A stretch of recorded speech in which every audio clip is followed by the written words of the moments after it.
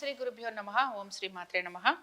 కుంభరాశి వారికి ఈ సంవత్సరం అంటే పరాభవనామ సంవత్సరం ఏ విధంగా ఉందో పరిశీలిద్దాం. అలాగే ముందుగా మా కుంభరాశి ప్రేక్షకులందరికీ కూడా పరాభవనామ సంవత్సర శుభాకాంక్షలు. కుంభరాశి వారికి ఈ సంవత్సరం ఆదాయం 2, వ్యయం 8, రాజపూజ్యం 4, అవమానం 2. వీరికి మనం గనక పరిశీలిస్తే కుంభరాశి వారికి ఇప్పుడు గురువు పంచమంలో సంచరిస్తున్నారు. కానీ గురువు వీరికి జూన్ 2, 2026 నుంచి అక్టోబర్ 30 వరకు వీరికి షష్టంలోకి మారటం అనేది మనం పరిశీలించవచ్చు, అంటే గమనించవచ్చు. కాబట్టి ఎప్పుడైతే వీరికి గురువు షష్టంలోకి వస్తారో అప్పుడు శత్రు పీడ అనేది ఎక్కువగా ఉంటుంది. అలాగే బంధువర్గీయుల వలన ఇబ్బందులు ఎక్కువగా ఉంటాయి. దీంతో పాటు అన్నదమ్ములు, అక్క చెల్లెళ్ళు వీళ్ళ వలన కూడా మీకు ఇబ్బందులు అనేవి కలుగుతూ ఉంటాయి. అనారోగ్య సమస్యలు అధికంగా ఉంటాయన్నమాట.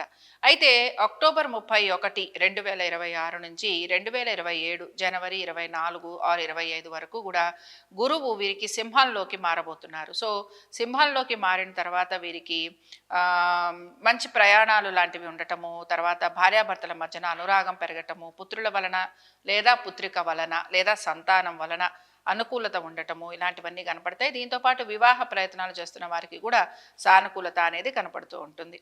సరే, ఇక్కడ బేసిక్గా ఏంటి అని అంటే కుంభరాశి వారికి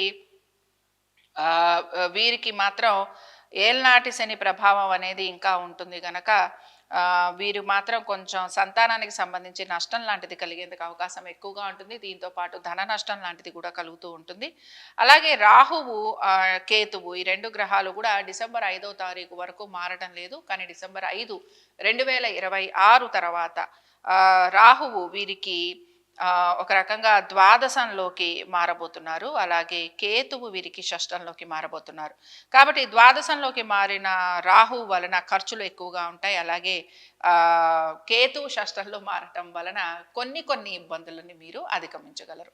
సో బేసిక్గా ఏంటి అంటే ఇక్కడ కూడా చాలా వరకు ఎక్స్పెక్టేషన్స్ అండ్ రియాలిటీకి చాలా విరుద్ధంగా ఉందన్నమాట. కాబట్టి ఇది ఎలాంటి రిజల్ట్స్ని ఇస్తుందో మనం ఈ ప్లానెటరీ పొజిషన్ని కొంచెం పరిశీలిద్దాము. ఇప్పుడు ఇక్కడ ఈ ప్లానెటరీ పొజిషన్స్ మనకి ఎలాంటి ఫలితాలను ఇస్తాయో మనం ఒకసారి పరిశీలిద్దాము. ఇప్పుడు ఇక్కడ ఆర్థికపరమైన విషయాల్లో కనుక మనం పరిశీలిస్తే ఆర్థికపరమైన విషయాల్లో సప్తమంలోకి మారాలి అంటే అక్టోబర్ 31 రావాలి. జనవరి 25 వరకు ఆర్థికపరమైన విషయాల్లో అనుకూలత ఉంటుంది. కొత్త ప్రాజెక్టులు లేదా కొత్త పెట్టుబడులు వీటిల్లో మీకు లాభాలు రావచ్చు. ఆకస్మిక ఖర్చులు కూడా ఉంటూ ఉంటాయి. కాబట్టి ఆర్థికంగా కొంచెం ప్రణాళికాబద్ధంగా ముందుకు వెళ్ళడానికి ప్రయత్నించాలి. ఆదాయ మార్గాలు పెంచుకోవడానికి ఎక్కువగా మీరు ప్రయత్నం అనేది చేస్తూ ఉంటారు. సరే, ఎప్పుడైతే గురువు వీరికి సప్తమంలోకి అంటే సింహరాశిలోకి వస్తారో అప్పుడు వీరికి కుటుంబంలో శుభకార్య ప్రయత్నాలు లాంటివి అనుకూలిస్తాయి. దీంతో పాటు కుటుంబ సభ్యులతోటి సంబంధ బాంధవ్యాలు కూడా పెరుగుతూ ఉంటాయి. భార్యాభర్తల మధ్యన అనుకూలత ఉంటుంది. నూతన భాగస్వామ్యం లాభాన్ని ఇస్తుంది. నూతన వ్యాపారాలు మొదలు పెట్టేందుకు కూడా మీరు ప్రయత్నం అనేది చేస్తూ ఉంటారు. కొంతమందికి కుటుంబంలో కొత్త సభ్యులు రావటము, వారి వలన ఆనందం కలిగే అవకాశాలు కూడా కనపడుతూ ఉంటాయి. నూతన వస్తు వాహనాల గురించి ఆలోచన అయితే చేస్తూ ఉంటారు. కుటుంబ సభ్యుల గురించి, వారి యొక్క ఉన్నతి గురించి ఎక్కువగా మీరు పాటుపడుతూ ఉంటారు. అయితే ఇక్కడ వీటికి సంబంధించి కొంచెం పనులు ఆలస్యంగా కలుగుతూ ఉంటాయి.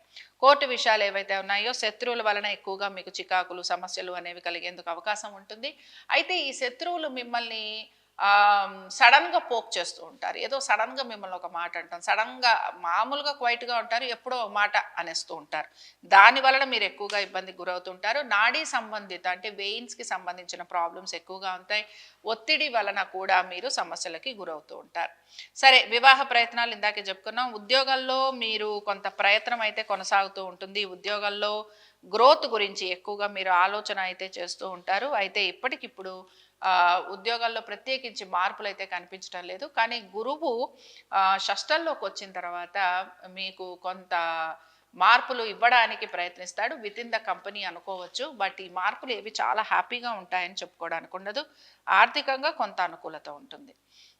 తర్వాత వ్యాపారంలో కూడా ఇందాక మనం చెప్పుకున్నాం. సరే, ఎటువంటి గ్రహాల ప్రభావం అనేది ఈ రాశి వారికి సంవత్సరం అంతా ఉంటుందో చూద్దాం.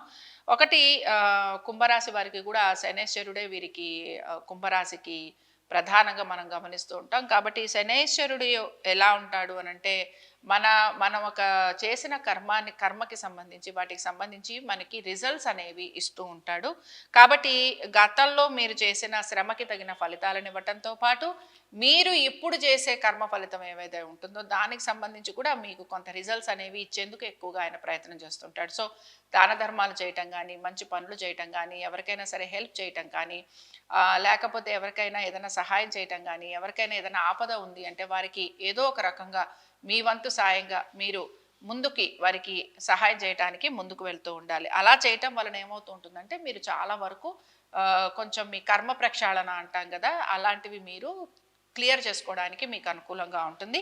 దీంతో పాటు ఏంటంటే సంతృప్తిగా ఉండడానికి ప్రయత్నించాలి. ఇది మాత్రం చాలా చాలా అవసరం. వాహన ప్రయాణాలలో జాగ్రత్తగా ఉండాలి, ఒత్తిడి తగ్గించుకోవాలి. సరే, మీకు కలిసొచ్చే కలర్ ఏంటి అని అంటే వైలెట్, అలాగే నీలము. ఆల్ బ్లూస్ అండ్ వైలెట్స్ మీకు బాగుంటాయి. ఎమెథిస్ట్ స్టోన్ మీకు చాలా చాలా బాగుంటుందండి. కాబట్టి ఎమెథిస్ట్ స్టోన్ తీసుకోండి. లక్కీ డేస్ మాత్రం సాటర్డేస్. సో ఇవి కుంభరాశి వారి ఫలితాలు.